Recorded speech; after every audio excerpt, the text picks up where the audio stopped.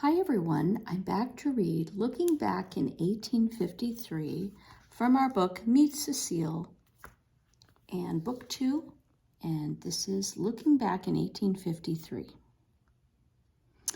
In 1853, when Cecile's story takes place, Louisiana had been part of the United States for 50 years, yet New Orleans, Louisiana's biggest city, was remarkably different from any other city in America. Visitors from other states noticed the differences immediately. The sound of French being spoken in the streets and shops, the rich, deliciously seasoned foods and lively social scene, full of parties, balls, opera, theater, and horse races, even on Sundays. One of the biggest differences was the way that people of different races and colors interacted. Unlike almost anywhere else in the United States, people of all colors lived in the same neighborhoods, shopped in the same stores, and attended the same theaters and churches. There were many enslaved people in the city, just as there were throughout the South, but visitors were surprised to find that in New Orleans, many slaves could read and write, and some even ran their own businesses. Visitors were even more startled by the city's thousands of free people of color, or gens de couleur libres in French. Many free people of color were well educated and prosperous and had more luxuries than some white families had. Unlike Marie Grace, well-to-do girls of color like Cecile were accompanied by a servant or family member whenever they went out in public and were raised to follow all the rules.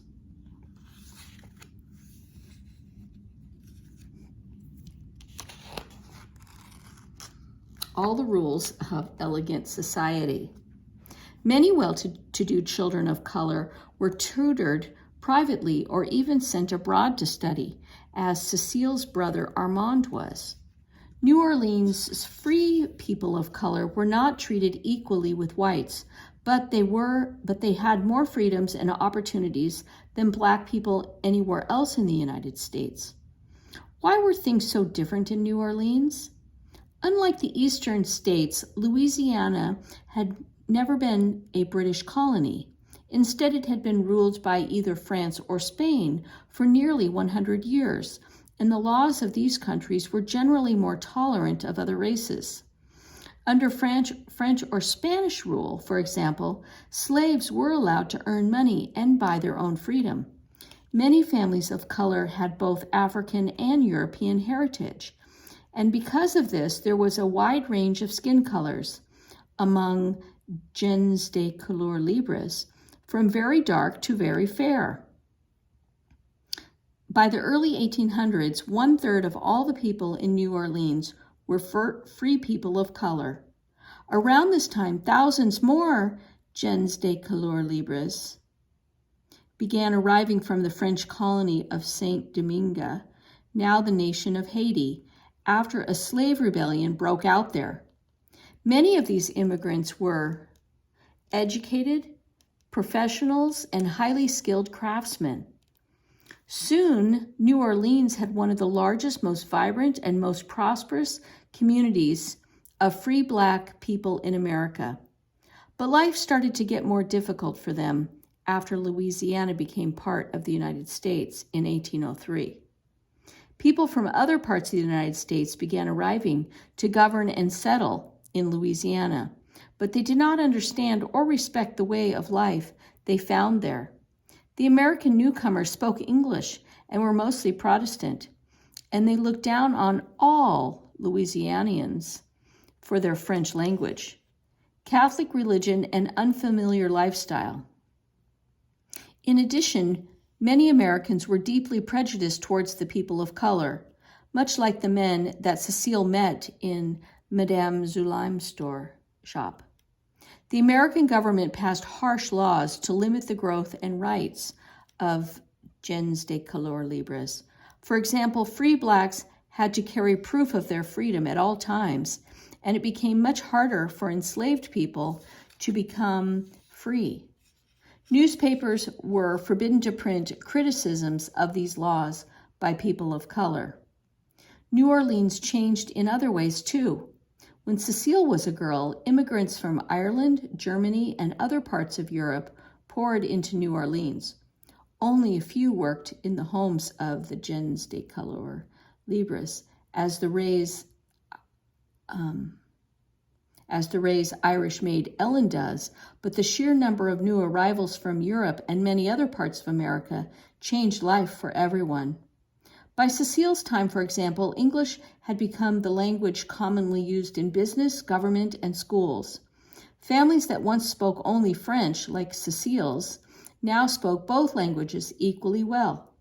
The city's original French, Spanish, African culture had become just one part of the bigger, more complicated mix. Yet people of color remained a strong and important part of New Orleans life. They included some of the city's best-known builders and many of its ironworkers, carpenters, and bricklayers. The unique charm of New Orleans' older neighborhoods owes much to builders and craftsmen of color. Like Cecile's father, some of New Orleans' best marble cutters and sculptors were free men of color too.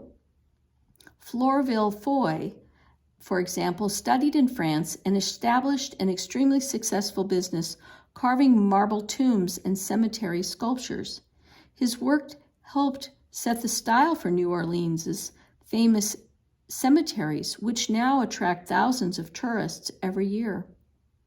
Other free men of color were respected musicians, writers, poets, artists, doctors, teachers, and business owners. Free women of color were noted as nurses, dressmakers, and sellers of produce and food. Many women, like Cecile's mother, owned property. People of color flocked to opera houses, theaters, and balls, just as white people did. The two groups sat in separate sections in the theater and danced in different ballrooms, but the surroundings were equally luxurious. One black man from Tennessee, James P. Thomas, first visited New Orleans as a slave in 1839. He returned many times as a free man in the 1840s and 1850s. Thomas wrote about the freedom and pleasure he found in New Orleans. There, he heard his first opera, enjoyed fine restaurants, walked freely anywhere in the city, and felt less prejudice than in any northern city he had visited. New Orleans' free people of color took pride in their unique identity. Public squares in certain neighborhoods, especially Congo Square in the Treme neighborhood, became gathering places where people of color socialized and where musicians and dancers performed in the traditional styles of Africa and the Caribbean. The first collection of poems written entirely by African American poets was published in New Orleans when Cecile was a girl. A few years later, free people of color in New Orleans began to publish their own newspaper. New Orleans people of color also worked together to help the less fortunate members of their community, just as Cecile and her family helped poor, older people in Les Maisons. And although they could not vote, free people of color took an active part in politics, continuing to press for greater equality. For much of the early 19th century, New Orleans stood as a place where people of color enjoyed more freedoms than anywhere else in America. Okay, and that is the end of our book, Meet Cecile, from 1853, Book 3. Hope you liked it, and next time I will read Book 3.